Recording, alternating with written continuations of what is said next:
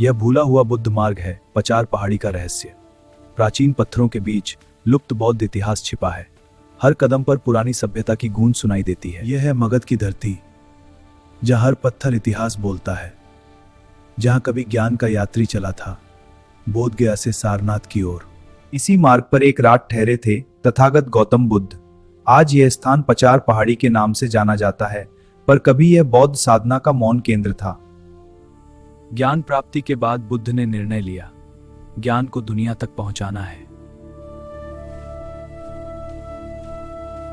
बुद्ध अकेला उर्वेला से वे उत्तर की ओर बढ़े।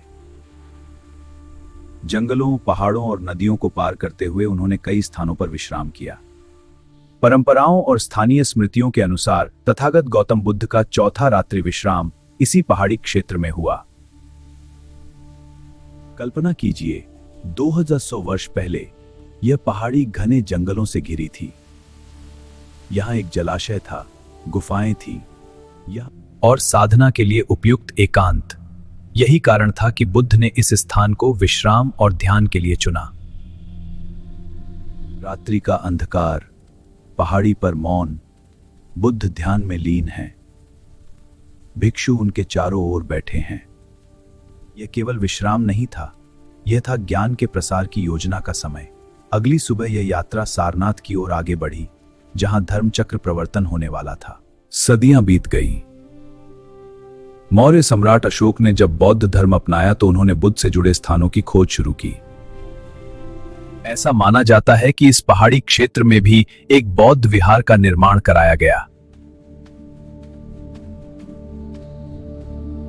पुरातात्विक अवशेष गुप्त काल में इस परंपरा की निरंतरता दिखाते हैं, मानो अशोक की स्थापना बाद के काल में और विकसित हुई। समय बदला, राज्य बदले, धर्म का प्रभाव बदला। पाल काल में यहां जैन परंपरा विकसित हुई। गुफाओं में पार्श्वनाथ की मूर्ति स्थापित हुई। यह स्थल धार्मिक सहअस्तित्व का जीवंत उदाहरण बन गया।